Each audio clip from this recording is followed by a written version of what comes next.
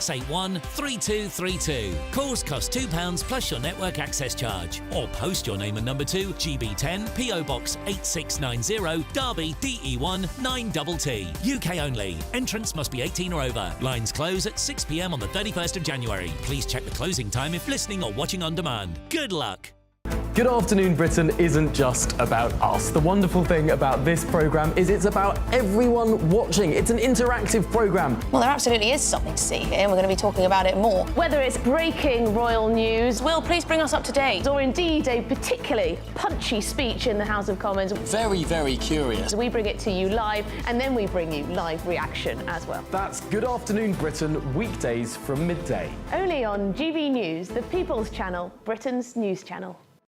It's Patrick Christie's Tonight, and here we do things differently. It's explaining the absolute madness of this, doesn't it? It's explosive. I mean, this is very good. It's lively. 850. Your government sat there, Sean, and it did nothing. It's controversial. And the Middle East has been in turmoil since before I was born. It's everything you need to kickstart your evening. Everyone's had their Weetabix tonight. I love to see it. That's Patrick Christie's Tonight, weeknights from 9 p.m. Only on GB News, the People's Channel, Britain's news channel.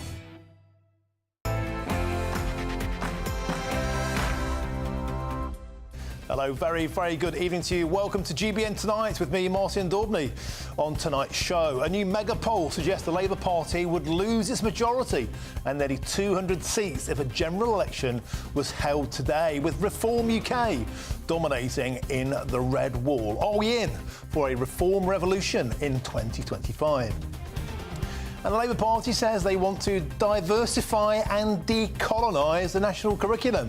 Whatever that means. Is this just yet another lefty attempt to denigrate our history and indoctrinate our children? And furious farmers are planning yet more protests for the new year, with warnings the economy could grind to a halt and even empty supermarket shelves so they're left bare.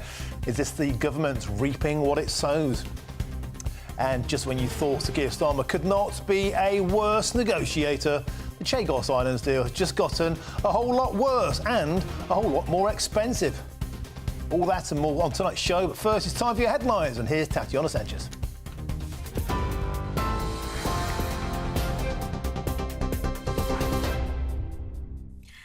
Martin, thank you very much and good evening. The top stories: 3 Afghan nationals who were convicted in Belgium over their involvement in a major people smuggling ring have been arrested whilst on the run in the UK. Prosecutors in Belgium say they were part of a gang involved in organising the transport of migrants from Afghanistan through Iran and the Balkans into Western Europe. Authorities say they were also part of a group who committed serious sexual offences, including rape, against male migrant minors. The gang members now face being returned to Belgium to serve their sentences, and extradition proceedings have also begun. A 4th body has been recovered from the English Channel near Calais after 3 migrants died when they fell from a small boat yesterday. French media reports say the body of the 4th man was found near the beach at Sangatte this morning, a few hundred metres away from yesterday's incident. Those 3 migrants died when they fell into the water as their small boat was setting off for Britain early in the morning. Dozens of others were rescued after they fell from the overcrowded vessel. Border Security and Asylum Minister Dame Angela Eagles said that ruthless criminals were responsible for overloading those boats. So far this year, 77 migrants have died trying to cross the Channel. In other news, a national day of mourning and state funeral is due to be held on the 9th of January for former US President Jimmy Carter, who died at the age of 100. King Charles paid tribute, saying, "It was with great sadness that I learned of the death of President Carter. He was a committed public servant and devoted his life to promoting peace and human rights." Joe Biden praised him as a man of principle, faith and humility, while Donald Trump said Americans owe him a debt of gratitude. UK flags above Westminster and Downing Street have been flying at half-mast. Mr Carter died peacefully at his home in Georgia. 5 people have been charged in connection with the death of One Direction star Liam Payne at a hotel in Argentina, according to local media. The 31-year-old died in October after falling from the third-floor balcony of a hotel in Buenos Aires. Hotel manager Gilda Martin and hotel employee Esteban Grassi, as well as Roger Norres, who was reportedly a friend of Liam, have been charged with manslaughter. Argentina's National Criminal and Correctional Prosecutor's Office is quoted as saying. Brian Pace and Ezequiel Pereira, who were both reportedly working at the hotel, have been charged with supplying drugs. And Edinburgh's Hogmanay celebrations are cancelled due to high winds and extreme weather, organisers announced hours ahead of celebrations kicking off today. Weather warnings are also in place for snow, wind and rain right across much of the UK on New Year's Day. Yellow warnings are in place for Northern Ireland, Northern England and parts of Scotland from tomorrow before extending across most of the UK on Wednesday. A series of warnings are in force and will stay and remain in place in some areas until 6 a.m. on the 2nd of January. The Met Office says there's likely to be travel disruption, with almost all of the country impacted by at least one yellow alert. And those are the latest GB News headlines for now. I'm Tatiana Sanchez. I'll be back in an hour.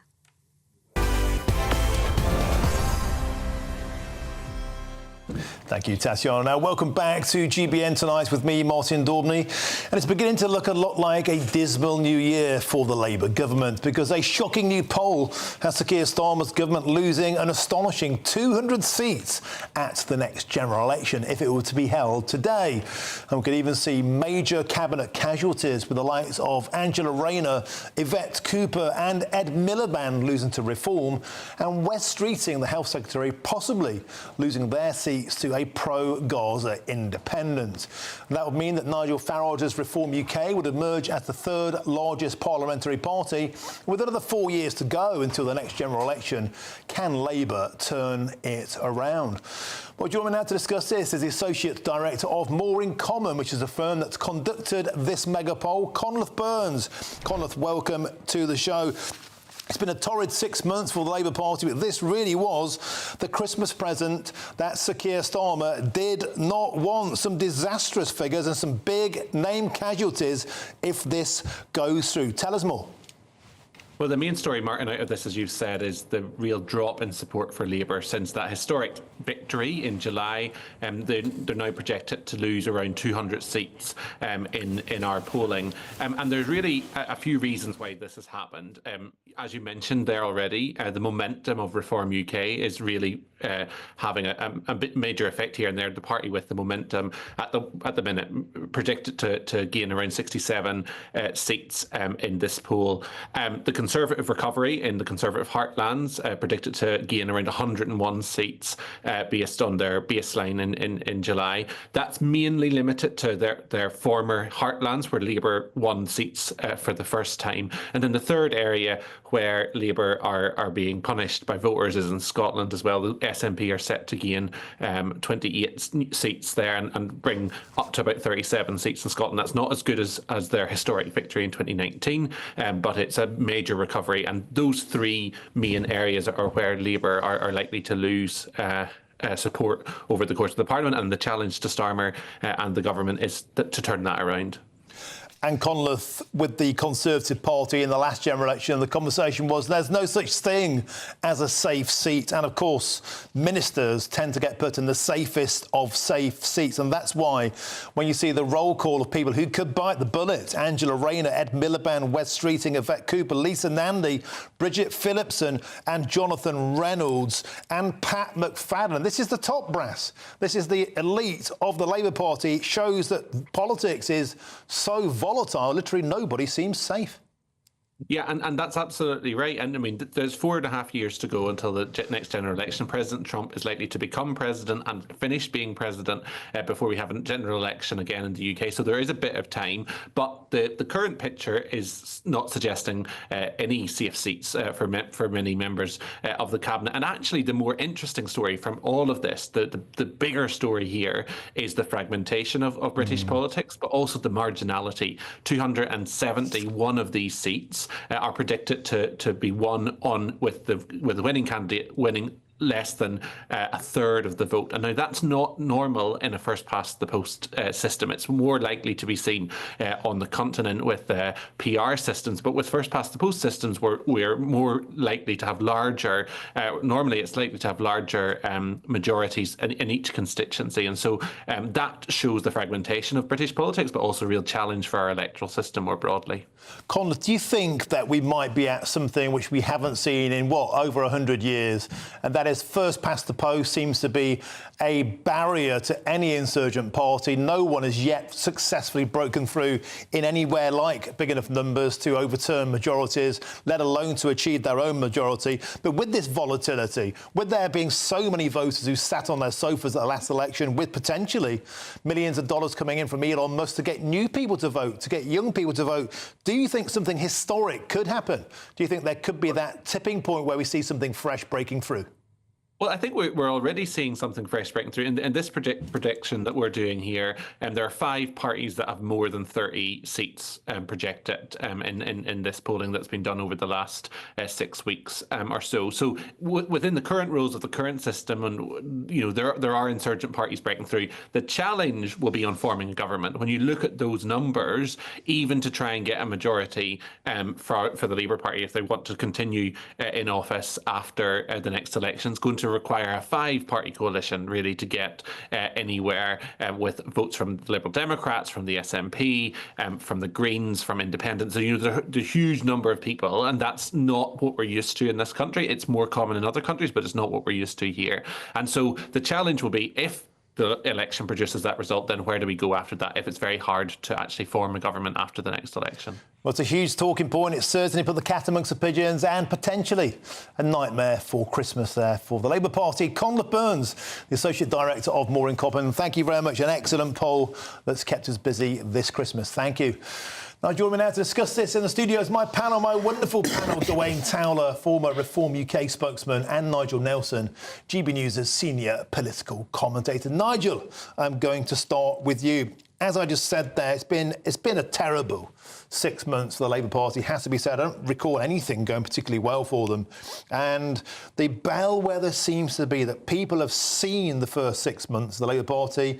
A lot of people in those seats we saw there that perhaps held their nose and voted for change, as they did, by the way, in 2019 when they voted for the Conservative Party. These are the most volatile areas of the Britain, it seems. They've had enough of the Labour Party after 6 months. Yeah, I mean, bear in mind, first of all, More in Common actually makes the point, this is not a prediction for the general election. It's a snapshot of where we are now. Yeah. The second point is you'd expect Labour to be falling pretty badly in the polls. Not this bad. Well, on the basis honeymoon. On the basis that they've got out, they're trying to get out all their really unpopular stuff early. This is balloon territory. Well, it may be now, but it is. That's what I said. It was a snapshot. So 4 years' time, things might be different. If people feel as miserable in 4 years, we won't have a Labour government. Quite clearly, what the poll is showing, which is I think where reform comes in, is how fragmented British politics has become, which is the point that More in Common are making. So if this was repeated, if we did have an election and this turned out to be the result, it would be almost impossible for a party to govern. I mean, the point there would be that Labour would have to do a deal with Lib Dems, with Greens, SNP, with SNP, yeah, and a few independents. Just like with the Tories would have the problem of doing a deal with Liberal Democrats and Reform, and it's hard to see them both being in the same bed. Frankly. So the real worry is, how do you govern a country if you can't get a majority? These are the kind of results you'd expect from proportional representation, not from first past the post. But what it shows, if Reform could come back with 72 MPs, what it shows is how disruptive Reform is set to be. Dwayne Towler, disruptive is one thing. Putting on 67 seats is this poll. It's only a prediction. Yeah. But that would equate to 72. Well, that's only as many as the Liberal Democrats have got now. Is it enough? Or is the entire system so rigged against a new party that no matter what you do, Reform won't get the traction? I think this is early days. One of the things to be noted is this More in Common poll.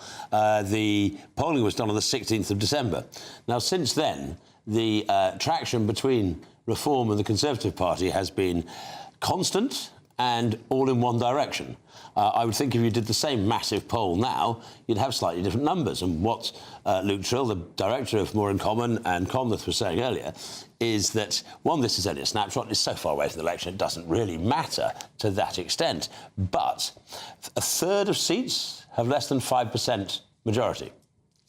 A couple of points here, a couple of points there, and you're looking at a very different picture. If you look at the map of Reform seats under this poll, and then look at the number 2, where they come second, there's about 200 where they come second. Now, if you add another couple of points to Reform's total, Labour, and I'm sorry, yes, you're right, things can only get better, because they sure as damn it can't get worse. Well, they could get worse. So that well, actually, they probably could get worse. Revolt. Yeah. There are huge cases to be tried in the new year. Other stuff coming in. Southport. Agreed, but it's looking pretty bad at this point. Now, if Reform, with their trajectory, even if they start to flatten off, they've still got 2 or 3 points to go from this current trajectory. Then your first past the post argument falls. You die by the sword in first past the post. But once you hit a certain point, you live by it. And it has mitigated against an entry party like Reform, as it did against the Labour Party between the 1880s and 1924. But in 1924, Labour entered government. And from that moment on, the Liberals never did until Nick Clegg did his deal. So the question is that Reform surge, does it put it into a position to be in government? And does that put that final nail in the undead coffin? But that's the problem with first past the post, isn't it? That what it still shows that despite the Tories being in an absolutely dreadful state, they would get more than 100 more MPs under this poll. Under this poll. But trust me, this poll is delayed. Going forward, Reform is still on the upward trajectory. The Tories are flatlining and Labour's dropping down. A couple of percentage points here and there, and suddenly all sorts of things are possible. But you're right. I mean, all you need is 2 or 3 more percentage points, and Reform. And remember, if we get 2 or 3 more up, that means other people are 2 or 3 but down. I was taking it from this poll. Oh, from this point. And you know, we've got a situation where no one could form a government under a poll like this. However, even in coalition, it'd be tight. Reform, which wants to claim it's now the real opposition not that to the yet, Labour but Party. Very close. It just shows that under first past the post, they're still a long way away, even if they were to get these kind of figures. Could there be a situation in the future, perhaps, where a coalition was formed betwixt the Conservatives and Reform, where Reform is the majority party? Prime Minister Farage with a Tory in the humbling position of being deputy. Well, I suppose Kemi can be housing minister. No, look, we don't know. There's no way a deal is going to be done before 2029. Let's see how the cookies crumble. Let's see how people vote. We've got a whole series of elections. Council, and Scotland and Wales and London that take place before the next general election.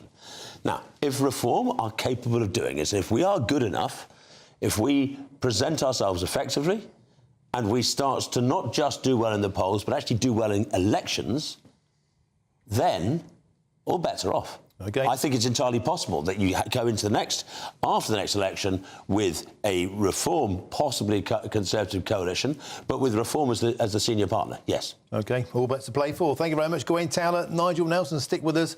We're back to you, of course, later in the show. But moving on for now, reports suggest that the farmers' protest could escalate, bringing the economy to a halt and even leaving supermarket shelves potentially empty. Is this the right approach from the farmers? That's next. Me, Martin Dorby.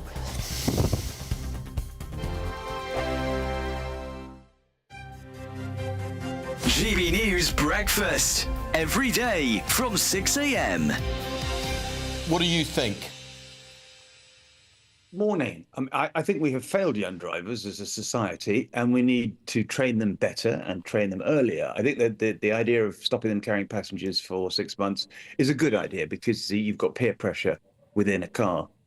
So yes, but I think graduated licenses are really difficult. You've got what we call the 3 E's, which is education, educating kids to drive earlier, and engineering, which is making roads better and safer, and then comes enforcement at the end of it. So I think we're failing in these 2 first ones, the education and the enforcement. I put my kids, all 3 of them, through a thing called a young driver, which allows under 17s to drive on private land with ADI instructors and learn the craft of driving and all the below the dashboard stuff and hazard awareness long before they try and do this very compressed period of time to learn about driving. I think we're failing them. So I want to see it in schools, and I want to see them being taught much, much earlier. Nobody's actually pointing the finger of blame, I think, at the young driver, but maybe young drivers don't understand how different it is. You feel you can drive, you've passed your test, and then a load of your friends get in the back, and suddenly the mood is different, the pressure on you as a driver is very different, showing off, just larking around and having a great time. Aisha, how do you feel about the fact that clearly young drivers do need to be protected almost from themselves, don't they? Well, I do agree with some of what Quentin has just said, especially about starting early and especially about getting young people used to the dangers of being on the road. GB News, the People's Channel. Every Saturday, 10 till 12, we'll bring you all of the news that you need to know. We'll also remind you that there is so much to smile about. It's my favourite time of the week. I get to relax, enjoy some light-hearted stories, and let Ellie teach me about fashion too. That's Saturday Morning Live, every Saturday, 10 till 12. Only on GB News, Britain's news channel. We're proud to be GB News, the People's Channel, and as you know, we always love to hear your views. Now, there's a new way of getting in touch with us at gbnews.com/your-say. By commenting, you can be part of a live conversation and join our GB News community. You can even talk to me, Bev Turner, or any of the members of the GB News family. In the GB Newsroom, we bring you the news as it happens. With our team of dedicated journalists across the UK, we're ready to keep you up to date with what's happening every half an hour, every single day. Bulletins here on GB News, the People's Channel, Britain's news channel.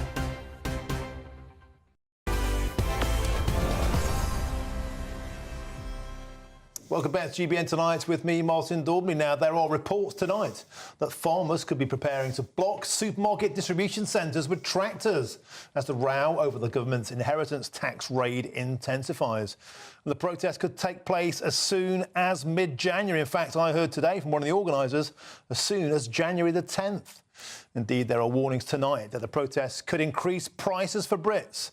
Well, the government is understood to have drawn up contingency plans to prevent supermarket shelves from lying empty. Now, farmers were left infuriated after the Chancellor, Rachel Reeves, announced that inheritance tax would apply to agricultural assets worth more than £1 million for the first time ever. So as farmers plot a potential blockade of supermarket depots, is this the right course of action, and would the public support potentially food shortages? Well, to discuss this story, I'm delighted now to be joined by Mo Fisher, who is the External Affairs Director at the Countryside Alliance. Mo, what do you make of these reports? I spoke to 3 farmers earlier on today who are involved in this. They're saying no food, there could be serious chaos, a complete shutdown of the food distribution system. We will never stop. Is this the right course of action? Well, I mean, this is ultimately the government's problem. This is their mess. They've created this. They picked a fight with the countryside. They'd spent the entirety building up to the general election, trying to woo them and courting them. And now look where we are. Farmers are furious. I mean, you know that, Martin. As you said, you've been speaking to them. GB News has done a huge amount to connect with farmers building up to this. And it's quite difficult to negotiate or reason with someone that's about to lose absolutely everything. Now, personally, I don't think I agree with some of the comments made on the show earlier. I don't think this is the right course of action. It's really important that the public stay on the side of farmers and make this all about the government. And I think you alluded to earlier, there being an action day on the 25th of January. That's going to be a constituency-wide action day where we're going to see local protests, tractor marches and demonstrations happening right up and down the country. And they're going to be taking place now on Labour's doorstep in these rural seats. We were only talking about it last week. I remember Gwen, who's on the show today, said that all these MPs are toast. Well, you know, it's still very early days, actually. And the More in Common poll that's been discussed, well, that's absolutely brutal for Labour in the countryside. 3/4 of their seats gone, most going to the Tories, a handful to Reform and some to the SNP. It's a really dark time for Labour in the countryside, but they did this to themselves. And I hope that building into the new year, they get in touch with us and the other rural groups and try and work a way out of this mess. I wonder if part of the issue is that farmers are so keen to keep the public on their side, they're so keen to do the right thing, to play by Queensberry rules, that it's not getting any traction. The farmers I speak to say each time they need to intensify their action. First, it was Wellingtons and hats at Westminster. Then it was tractors at Westminster. Now it's tractors in constituencies. But maybe it's time for something more brutal. And, you know, the message that I've been having today throughout my show 3 hours earlier on, a lot of people seem to think that food shortages, you know, would be a price worth paying to actually make the government listen. Tony Blair's government had popularity in the year 2000 that this government could only dream of. The farmers blockaded then fuel depots, blockaded food. There were shortages on the supermarket. Blair did a U-turn within a week. Surely it's time for history to repeat itself. Well, look, mate, no doubt about it. If these people are serious about carrying out that form of protest, then they're going to do it, and it is going to have consequences. And I said that's going to be a very bad look for the government. Yeah, farmers will take a hit in the poll in the public opinion polling, but ultimately it's the farmers. It's the government who are going to have to carry this one. I still don't think that the time is now for that. I personally don't believe that. I think that we are actually making a huge imprint. I mean, if you look at that More in Common polling and the breakdown in the rural seats, it's horrendous for Labour. And we know, we are hearing that it is cutting through amongst those rural MPs. Yeah, those rural Labour MPs didn't make much of a noise during the Opposition Day debate, but privately to constituents, they are voicing their concerns. And we knew this was going to happen. Let's not forget, Martin, when you're a new MP, it is actually really hard to put your head above the parapet. The whips come down on you like a ton of bricks, and they do intimidate new MPs. We've all seen it with colleagues in other parties. But the reality is that now, when they're looking at losing their seat and things getting a lot worse, I believe that the pressure will go up. And as I said, the 25th is just a start of constituency-wide targeting. And I hope to see a lot more. But ultimately, I just want Rachel Reeves to accept that she's got this one wrong, review the policy and move on. OK, we have to leave it there. Thanks for joining us, Superb, and a very happy New Year to you. Mo Fisher, the External Affairs Director at the Countryside Allowance. Now back to the studio now. Gawain Towler, former Reform UK spokesman, and Nigel Nelson, GBNews' senior political commentator, join me. Gawain, I'm going to start with you this time. I wonder if this waiting 4.5 years, playing by the rules, being polite, is going to cut through. The farmers I speak to are saying to me, they need to channel a bit more their inner gilets jaunes. They need to be a bit more French, a bit more revolutionary, get dirty, make people listen. They have seen what happens when the French farmers get nipped off and they change governments, they change policy in France. And how do they do that? By being somewhat more manifest than the British farmers. We are essentially a decent crowd, and the people in the countryside even more so. They are good people. But you push people. They're the quiet people of England who have not spoken yet, and maybe they're just about to speak. And if you look at them, not just England, and Wales and Scotland as well, and Northern Ireland, people are feeling so frustrated, so annoyed, and they look at their formal leadership. And Mo is right about certain things that he was just saying. And you look at the NFU. The NFU is more a quango of government talking to farmers than a body of farmers talking to government. They have stepped up on this one, to a certain extent, but over the years, they are much more top-down than bottom-up. And what we're seeing is possibly the creation of a new farmers' union and a much more radical farmers' union. Nigel Nelson, I wonder if that's true, because the farmers I speak to, they say they want to get more radical, but they also say they want to sit down and negotiate. They would love, for example, there to be a midway point where the farmers that they're purporting to target, the rich landowners, the pretend farmers, sure, go after them. But why blunderbuss those who are struggling to make ends meet? The Labour Party, they've taken everybody in the net and they won't sit down and negotiate. That could escalate things to be, well, a bit more French. Well, you don't normally negotiate budgets for a start, so any more than you do with VAT on private school fees. You can lose budgets, though. You can do what, sorry? You can lose budgets. Well, you can change. You can actually. Yeah, basically, you can be forced change into by changing voting them out. But with a majority like this, what happened to Kemi's budget? But the point I was going to come on to was that yes, there is room for a negotiation. There's room for doubling the amount of inheritance tax to 40%. That's what everybody else pays, and then increasing the threshold for the farms that would be hit by it. But at the moment, you're talking about farms probably over 3 million. You're not talking about 1 million. Most of those farms will be. Well, look, hang on a sec. Not according even to the government's own figures. No, that's rubbish. Even according to the advisor, the government's own figures are 500 farms would be affected. Utter baloney. But how? But why is that baloney? It's about as real on the basis that the NFU figures run into tens of thousands. That's if every single farm was affected. Every single farm won't be. It'll be people who will die this coming year, and as a result, 500 farms will be. The government took advice from BBC Fact Check that couldn't tell the difference between acres and hectares. It's utterly unprepared. So what you're saying is that 500 figure is wrong? 100%. What's the right figure? Personally, I don't know, but it's a hell of a lot more than that, significantly more than that. I don't pretend to be the greatest expert, but I know that 500 figure is wrong, mainly because the government was taking... It seems to have, like so often in DEFRA, they seem to not know what the Treasury's doing. The Treasury doesn't know what DEFRA's doing. They're using hectares instead of acres. They're getting the basic maths wrong. Now, it may be 1,000, it may be 2,000, it may be 480. Well, they were taking the value of the farms, and so we were looking at farms there. But you're not looking at farms. Farms are not a tech business. Farms are not a buy-per-sell business. Farms are something much deeper, much more part of who we are. And the misunderstanding of government... They're a business like anything else. No, they're not a business. If you think they're a business like anything else, you just don't understand the countryside. They are not. Well, I mean, the idea is there's something special about farming. Well, there is. Beyond the fact they feed us. If you imagine England, do you imagine a back street in Blackpool? Do you imagine a back street in Bradford? No. You imagine England, and it's the countryside. Yeah, but that is part of who we are. And that doesn't happen by accident. That happens because of the generations of people working the land. OK, Nigel.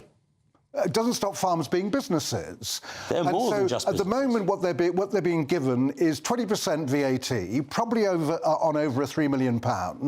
That's half any other business would pay if they were passing it on to their family. So the question comes down to, I am concerned about these figures, was if the government are right, there's 500 farms affected, I don't think the farmers have got as much to worry about as they say they have. But I think we go back to Martin's question, and I think you're wrong on the figures, and the government are wrong on the figures, but OK, fine.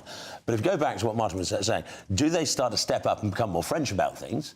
I think that's what's going to happen, because what... Well, they won't endear themselves to the public if they empty nor did the nurses, but actually they did. No, I think the public actually see the farmers as part of who they are. The nurses carried on treating patients. And the farmers will carry on farming. When they're on strike. The farmers are talking about stopping food, getting out of warehouses, into supermarkets... And it works, which would cause shortages to the public. Gentlemen, just for a bit of clarity, one figure is 500, a higher figure is as many as 70,000 farms. But that's if every single farm was included. That figure does not relate to... Keir Starmer, in opposition, said farms are different. They shouldn't be treated as an ordinary business. Just as the Labour Party said, the winter fuel allowance would cause the deaths of 4,000. This is about inconsistency. It's about changing your position once again. But that is a different argument, though. But that's the argument I'm making. The argument is saying they're just any other business. They are not. Gentlemen, we have to call time on a magnificent debate there. Thank you very much, Gawain and Nigel. Now, up next,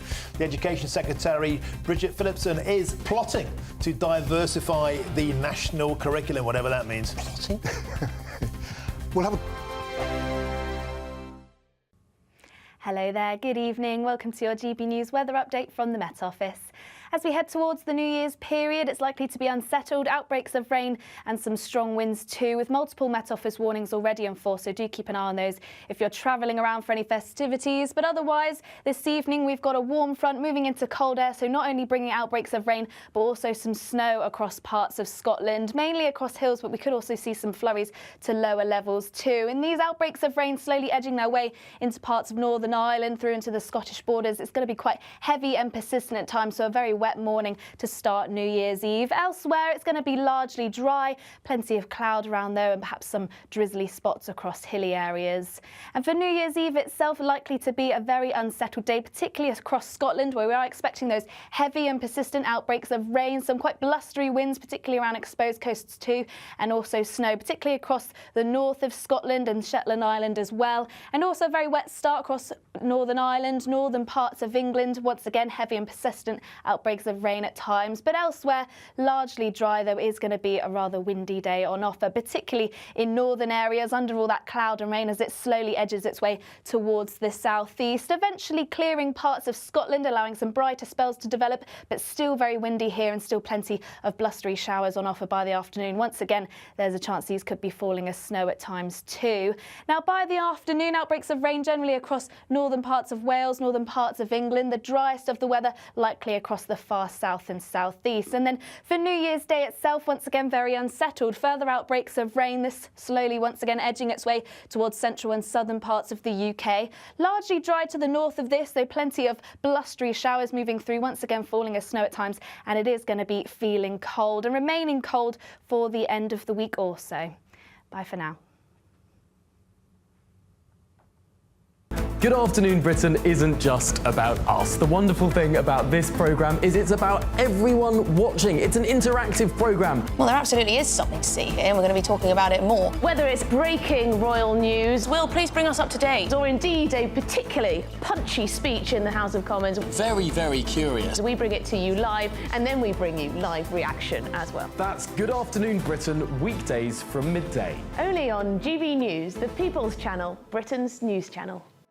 It's Patrick Christie's Tonight, and here we do things differently. It's explaining the absolute madness of this, doesn't it? It's explosive. I mean, this is very good. It's lively. 850. Your government sat there short and it did nothing. It's controversial. And the Middle East has been in turmoil since before I was born. It's everything you need to kickstart your evening. Everyone's had their Weetabix tonight. I love to see it. That's Patrick Christie's Tonight, weeknights from 9 p.m. Only on GB News, the People's Channel, Britain's news channel.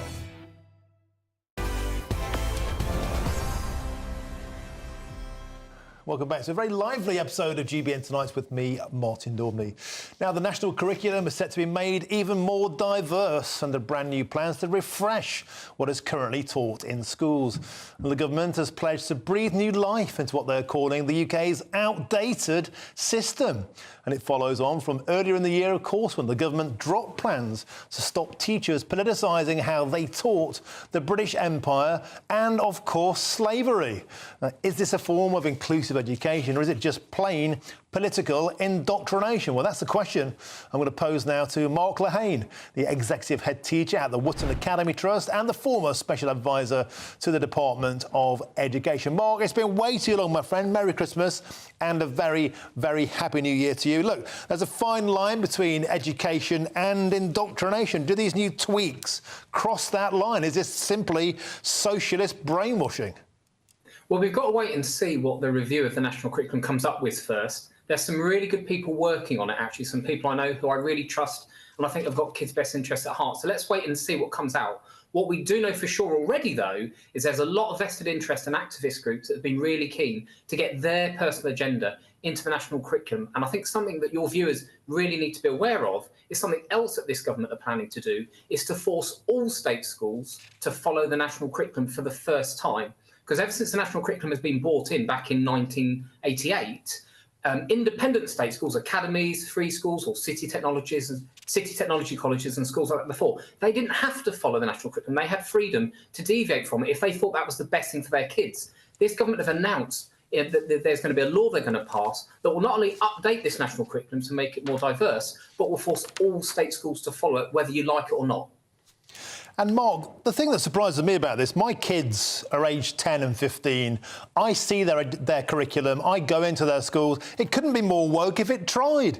It's riddled with wokery. It's riddled with talking down Britain's history. It's riddled with colonial, post-empire guilt. It's packed with Black History Month, with Rosa Parks, with celebrating Black History Month. It's already completely and utterly woke. How far can we possibly go? Just get the kids to wear hair shirts? I guess the key thing we need to remember is that the purpose of a school curriculum, it's not to reflect children back to themselves. It's not to reflect the current society necessarily back to the kids in the classroom. It's about to teach children and immerse them in the best that's been thought and said in the past. And it's even more important than ever, given that we are now such a multi-ethnic society, it's even more important than ever that we have a common core that everyone can buy into, that everyone can get behind. Because after all, that's why so many people have moved to Britain in recent years. It's why my relatives 150 years ago came to this country. What we need is not fewer dead white men, perhaps, but more dead white men, more focus on what we've got in common in our island story going back years and years and years that we can all buy into. And you're right, the curriculum is already incredibly diverse. The most important thing is that what we teach kids, because remember, kids only have about 15,000 hours in school between when they start age 4 and when they do their GCSEs. There's only so much time to squeeze in maths, English, science, and so on and so forth. The most important thing we can do is to make sure that in that time we've got with them, we give them the best that's been thought and said in literature, in poetry, in history and geography and so on. And I'm afraid the key thing is we've got to give them facts, not opinions, as far as possible, so that everyone can get behind it and we can all agree that we've got more in common than what divides us. Superb stuff. Mark Lehane, thank you as ever for joining us. It's always a pleasure to have your company and a very, very happy new year. Thank you. Let's get back to studio now for another Ding Dong.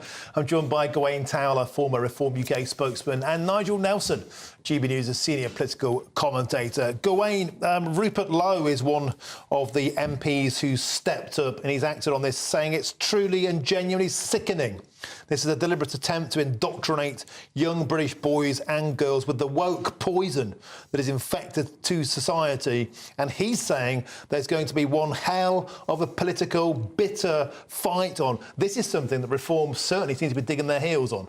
Yes, I think it is. But actually, I have a slightly different view in that this idea of the national curriculum and it's going to get more woke, and I talk about divisive. This is not something that's going to be increasing the national well-being and national happiness. It's going to be deeply divisive because it's basically pitching one group of children against another group of children, one idea of Britain against another idea of Britain. What I would suggest, and I seem to recall when I was very many years ago, when the education system wasn't as mucked up as it seems to be now, was that there was a competition within curricula. So there was the Oxford and Cambridge Board of Examinations. There was the Oxford Board, there was the Cambridge Board, there was a London. There were about 7 or 8 examination boards, and the schools chose which curricula to take. Yes. Why is there a monopoly?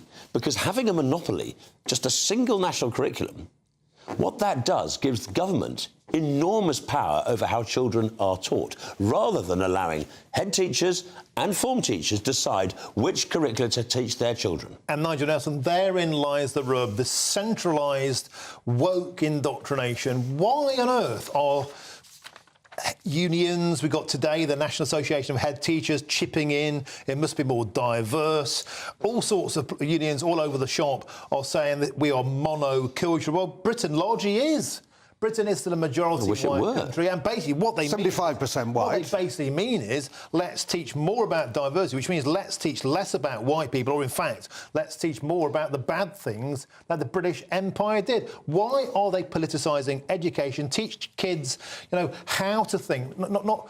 Teach them what to think, what to learn, rather than teaching them how to think. This is trying to be a finishing school for socialism. That's what people are saying. Well, none of those things. That first of all, we don't know what's coming out of it. You mentioned the unions there. They've certainly made some submissions towards this, but they are submissions, so we don't know what we're actually going to see. As far as the idea of having a single curriculum for all state school children, that's part of equal opportunity. That doesn't seem to be anything horrendous about that. Other than the fact it's a central control of everything that's taught to our children. Well, no, it's not. I mean, yes, it is. If it's a single curriculum, that's exactly what it is. You have to have a state curriculum, but you might have several. What we're talking about here is one curriculum where each state school goes along with it. One ring to bind them. The point about the diversity thing, this has been going on for years. And it's been a disaster. This is not something that's new. It is a disaster. But everyone now is so sensitive. It's suddenly, all our kids are going woke or something like that. It's the boiling frog thing. Suddenly, we've realised we're being boiled and we don't like it. But the whole thing is we're not... Just because the heat's been turned up over the time over a small thing, but we didn't notice, we have noticed now and we're very, very angry. If you have a good teacher, they will put things into context. So when it comes down to colonialism or slavery, if you're teaching that period of history, you put it into a context. When it comes down to... My kids aren't taught about the slave trade. They're taught about slavery being something that white people did to black people in a bad way they should feel eternally ashamed of. No mention of modern-day slavery. No mention... Well, hang on. Are they learning about slavery as a whole? Are they learning about a period of history where slavery happened? They're learning about Britain being evil. Equals bad.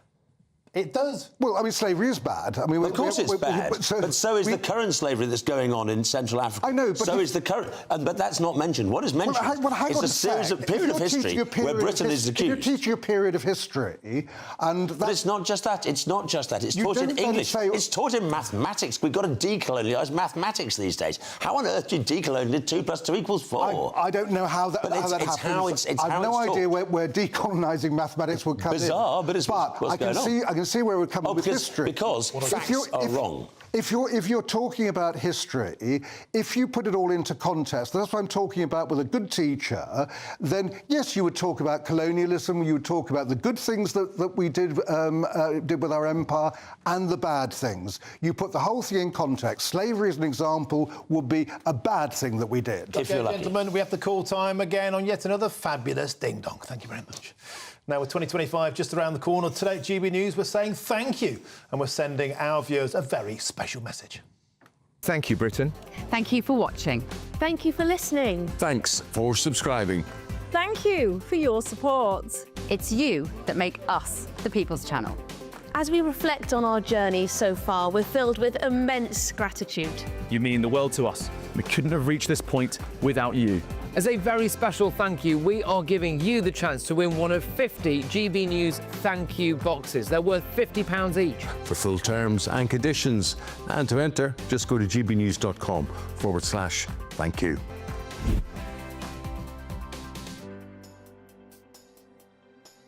And I'd like to add my thank you to that, especially to all the wonderful people I met in Nottingham and Stroud over the Christmas period who came and said hello, talked politics, and yes, even bought me a pint. Thank you very, very much. Now, coming up next is Labour's Chagos Islands deal about to get a whole lot worse. That's next.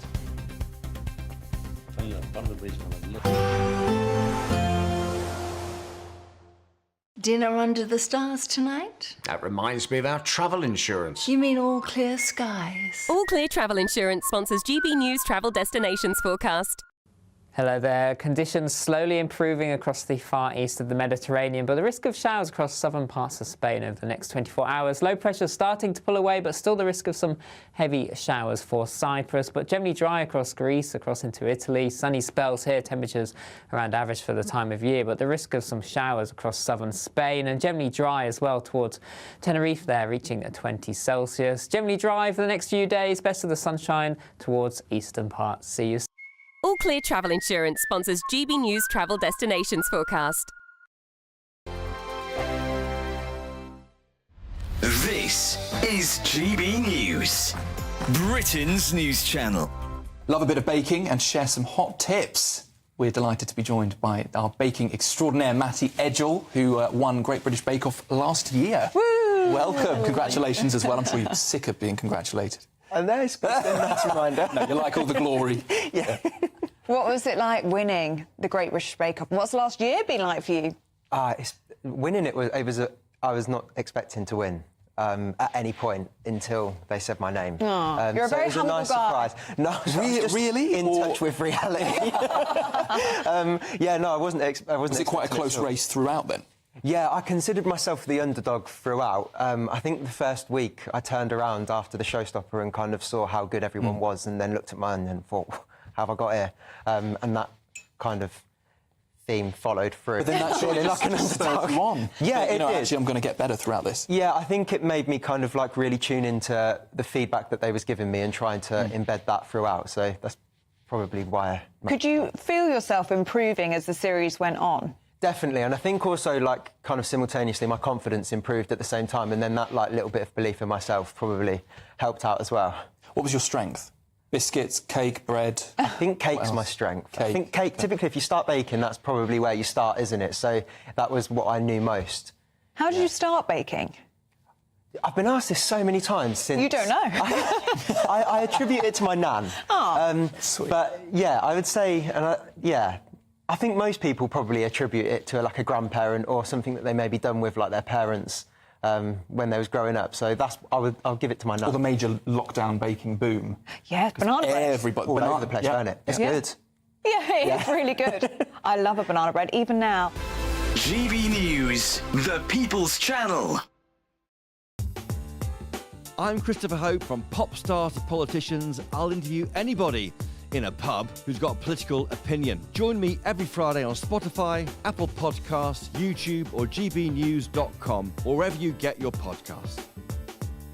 This is GB News, the People's Channel. Join me, Nana Akwe, for an informative, interactive news programme with a difference. It's fun. No, he didn't say that, Dave. I'm so surprised. I think there's an element of truth to that. Join me from 3 p.m. every weekend, only on GB News, Britain's news channel. Every Saturday, 10 till 12, we'll bring you all of the news that you need to know. We'll also remind you that there is so much to smile about. It's my favourite time of the week. I get to relax, enjoy some light-hearted stories, and let Ellie teach me about fashion too. That's Saturday Morning Live, every Saturday, 10 till 12. Only on GB News, Britain's news channel.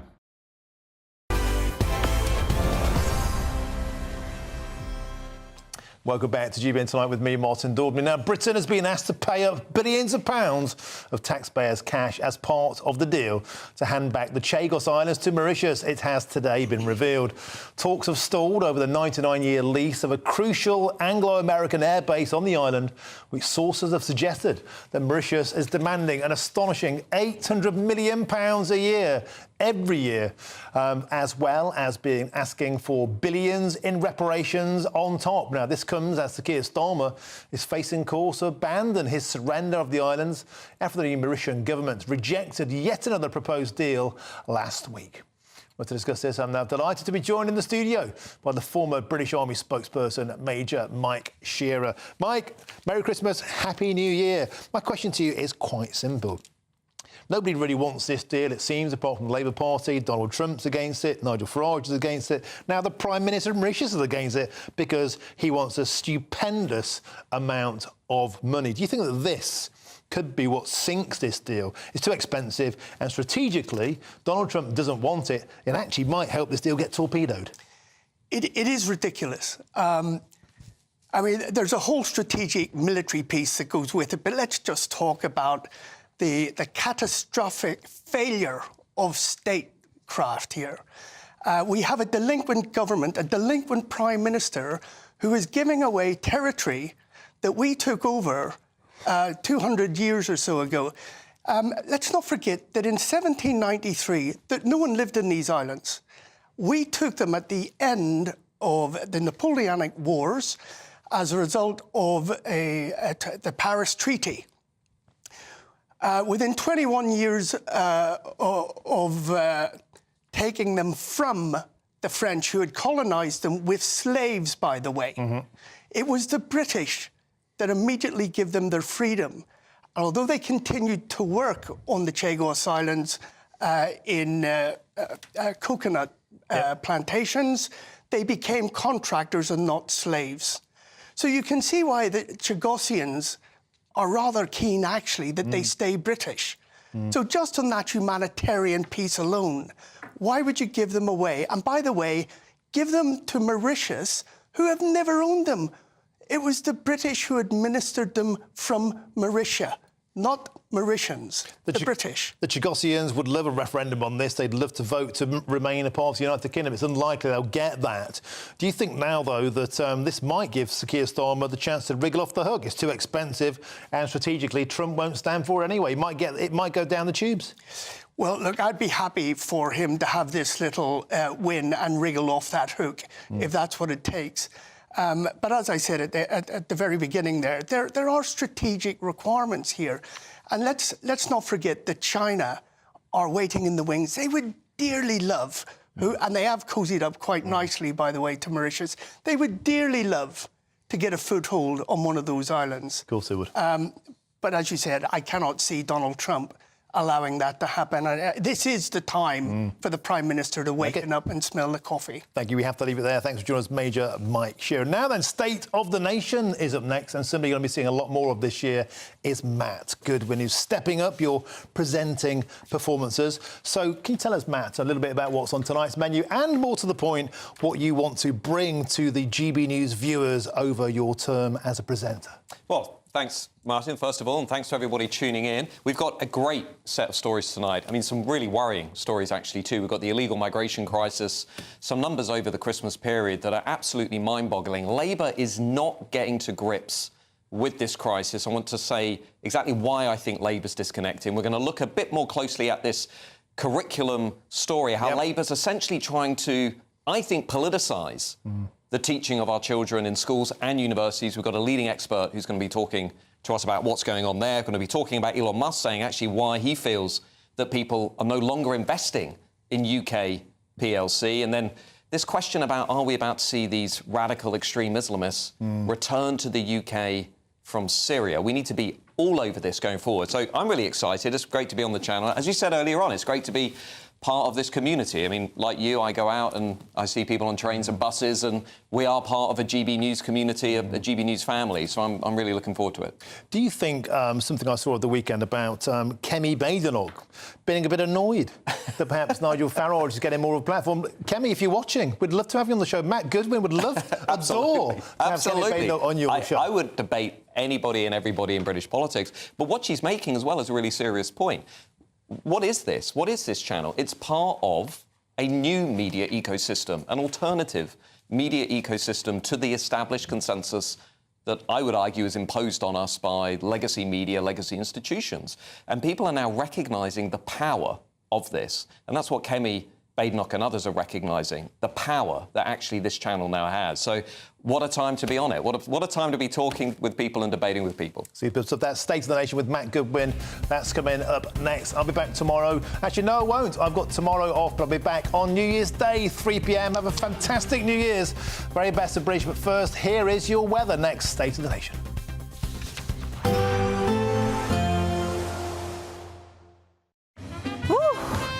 A chilly start will give way to a lovely, warm afternoon. Boxed heat pumps, sponsors of weather on GB News. Hello there, good evening. Welcome to your GB News weather update from the Met Office.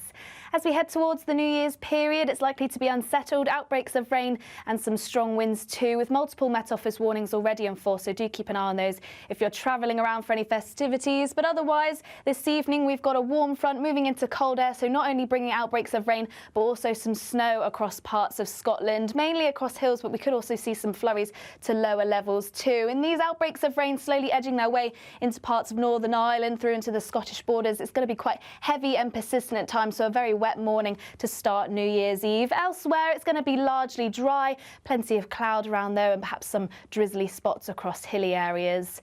And for New Year's Eve itself, likely to be a very unsettled day, particularly across Scotland, where we are expecting those heavy and persistent outbreaks of rain, some quite blustery winds, particularly around exposed coasts too, and also snow, particularly across the north of Scotland and Shetland Island as well. And also a very wet start across Northern Ireland, northern parts of England. Once again, heavy and persistent outbreaks of rain at times, but elsewhere largely dry, though it is going to be a rather windy day on offer, particularly in northern areas under all that cloud and rain as it slowly edges its way towards the southeast, eventually clearing parts of Scotland, allowing some brighter spells to develop, but still very windy here and still plenty of blustery showers on offer by the afternoon. Once again, there's a chance these could be falling as snow at times too.